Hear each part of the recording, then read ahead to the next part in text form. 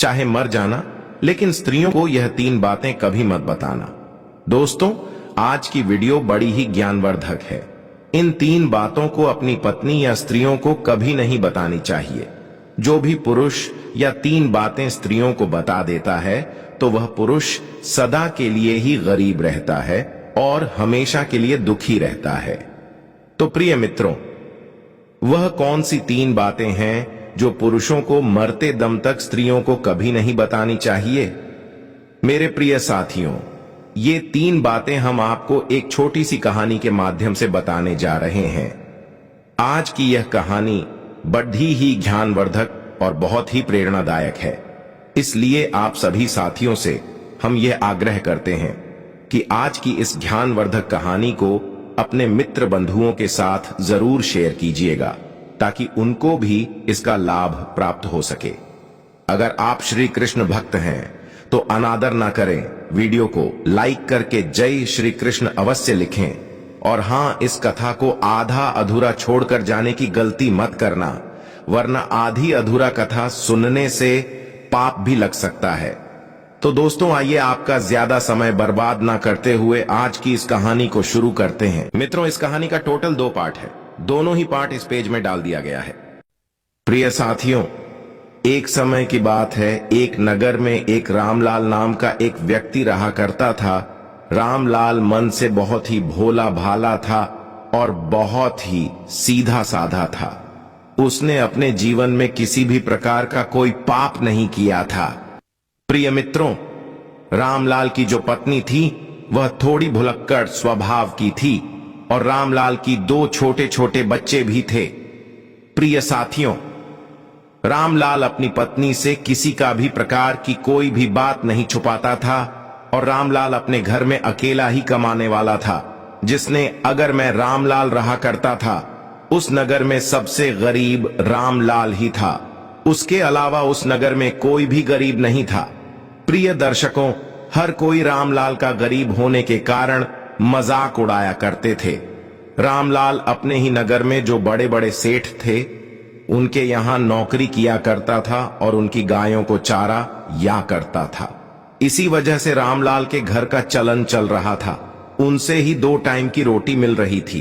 परंतु प्रिय साथियों, एक दिन की बात है, किसी कारणवश रामलाल जिससे सेठ के यहां काम किया करता था, वह सेठ रामलाल को बुलाता है और रामलाल से कहता है कि रामलाल, अब तुम्हें कल से आने की कोई जरूरत नहीं है, क्योंकि हमने तुम्हारे अलावा किसी और को काम पर रख लिया है, जिसकी वजह से अब हम तुम्हें नहीं रख पाएंगे।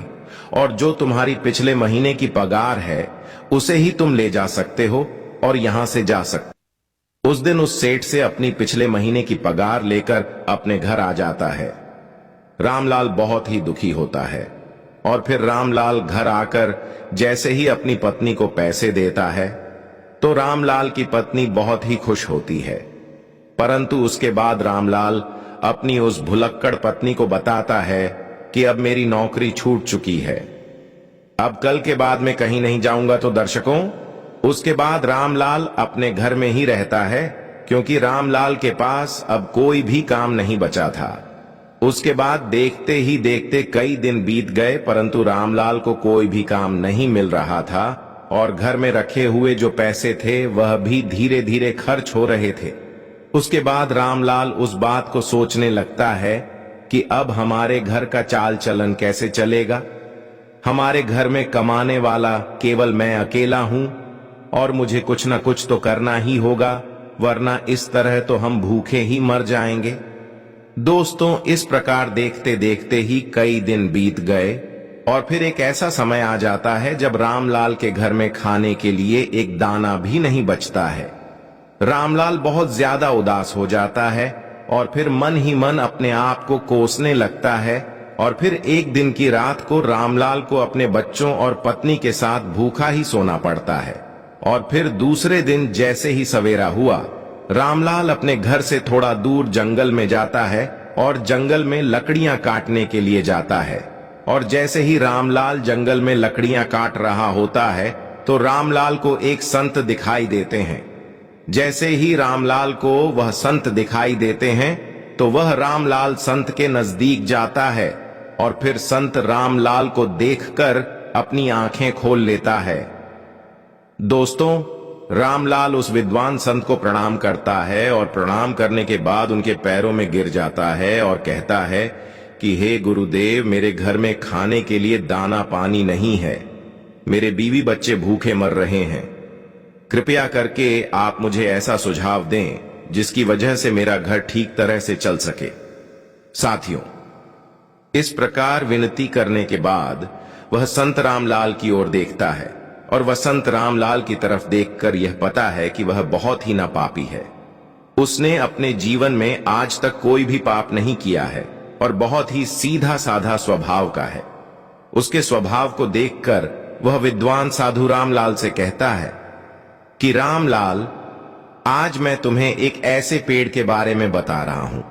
अगर तुम उस पेड़ के नीचे जाकर तुम उस पेड़ से जो भी मांगोगे तो वह पेड़ तुम्हें लाकर दे देगा। अगर उस पेड़ का एक छोटा सा भी भाग, छोटी सी भी लकड़ी तोड़ लेते हो, काट लेते हो, तो वह सोने में बदल जाएगी। इस तरह तुम अपने घर को चला सकते हो, अपने घर की गरीबी को दूर कर सकते हो। मगर संत रामलाल को यह बात भी बताते हैं कि तुमने इस बात को किसी अन्य आदमी या औरत को बताया तो उस दिन के बाद से ही तुम्हें यह पेड़ किसी भी प्रकार की कोई वस्तु नहीं देगा और तुम्हें सब कुछ देना बंद कर देगा। प्रिय साथियों, रामलाल तो सीधा साधा था और रामलाल उस साधु के द्वारा बताए गए पेड़ के नीचे जाता है और पेड़ के नीचे जाकर रामलाल को सबसे पहले अपनी पत्नी और बच्चों की याद आ गई और फिर रामलाल सबसे पहले उस पेड़ से एक बोरी चावल मांगता है। जैसे ही रामलाल उस पेड़ से एक बोरी चावल मांगता है तो झट से ही ना जाने कहां से एक बोरी चावल रामलाल के सामने आ जाते हैं।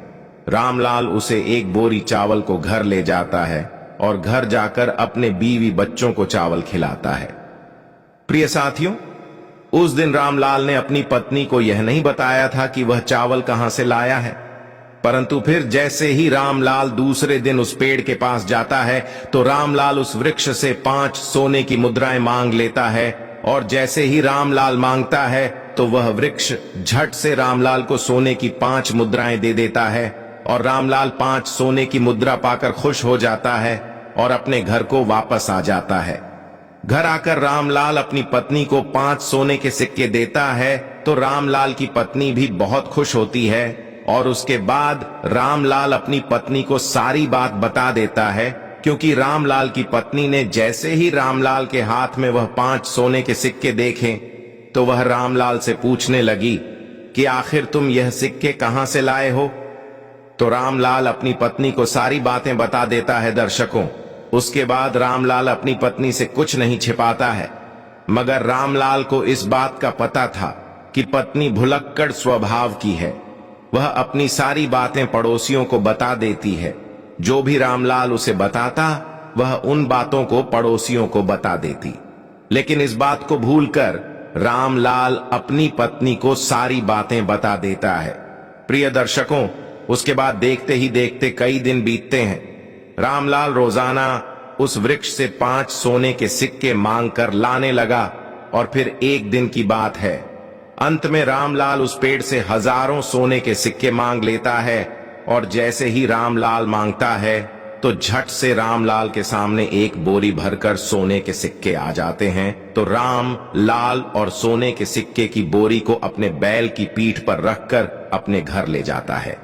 दर्शकों, वह सोने के सिक्के पाकर और उस विद्वान संत का आशीर्वाद पाकर रामलाल देखते देखते ही बहुत धनवान हो गया। रामलाल के पास बहुत सारा धन हो गया। रामलाल जिससे सेठ के यहां नौकरी किया करता था, उसने उस सेठ से भी ज्यादा तरक्की कर ली और रामलाल उस सेठ से भी ज्यादा धनवान हो गया। साथियों, ये देखकर रामलाल के सारे गांव वाले दंग रह गए और सोचने लगे कि आखिर यह सीधा साधा रामलाल इतना धनवान कैसे हो रहा है। मेरे प्रिय मित्रों, रामलाल से जो भी कोई यह पूछता कि आखिर तुम इतनी जल्दी धनवान कैसे हो रहे हो, तो रामलाल किसी को भी सच नहीं बताता, क्योंकि रामलाल को उस विद्वान साधु ने किसी को भी बताने से मना किया था। परंतु वह लोग रामलाल को छोड़कर रामलाल की पत्नी से इस बात को पूछने लगे। तो दर्शकों, वह तो आपको पता ही है कि रामलाल की जो पत्नी है वह भुलक्कड़ स्वभाव की थी। उसके पेट में कोई भी बात नहीं बचती थी तो रामलाल की पत्नी सारी बातें उन गांव वालों को बता देती थी। ये आखिर मेरा पति कहां से धन लाता है, तो रामलाल की पत्नी सारी बातें उनको बता देती हैं। और देखते ही देखते रामलाल एक दिन उस पेड़ के पास धन लेने के लिए जाता है तो वह वृक्ष रामलाल को धन नहीं देता है। रामलाल कई बार उस वृक्ष से धन मांगता है, लेकिन रामलाल के मांगने पर भी वह वृक्ष कुछ नहीं देता है। तो प्रिय दर्शकों, उसके बाद रामलाल अपने घर वापस आ जाता है और आज के बारे में ज्यादा नहीं सोचता है। मगर रामलाल दूसरे दिन दूसरी बार उस पेड़ के पास जाता है तो उस दिन भी रामलाल कई घंटों तक उस वृक्ष से सोने के सिक्के मांगता रहता है, मगर कुछ भी उससे प्राप्त नहीं होता। फिर रामलाल निराश होकर सोचता हुआ अपने घर आ जाता है। रामलाल वापस अपने घर आकर अपनी पत्नी से कहता है, आज मैं पेड़ के पास जाकर आया हूं, मगर वृक्ष से आज जब मैंने धन मांगा तो वृक्ष ने कुछ नहीं दिया। कहीं तुमने उस वृक्ष के बारे में किसी को बता तो नहीं दिया? तो दर्शकों, रामलाल की पत्नी भुलक्कड़ स्वभाव की थी। वह अपने मन में किसी भी प्रकार की कोई बात नहीं छुपाती थी और इसमें कोई संदेह नहीं है। तो रामलाल की पत्नी रामलाल से कहती हैं कि जब मुझसे गांव वालों ने पूछा कि इतना सारा धन तुम्हारे पास कहां से आ रहा है, तो मैंने उन सबको बता दिया। साथियों, अपनी पत्नी के मुख से यह बात सुनकर रामलाल समझ जाता है कि हो ना हो यह सब सारी करतूत मेरी पत्नी की ही है। मित्रों, आगे की कहानी हम अगले पार्ट 2 में सुनेंगे। कब क्या होगा रामलाल के साथ, इस कहानी का पार्ट 2 देखने के लिए हमारे पेज में जाएं और जरूर सुनें। धन्यवाद। जय श्री कृष्ण।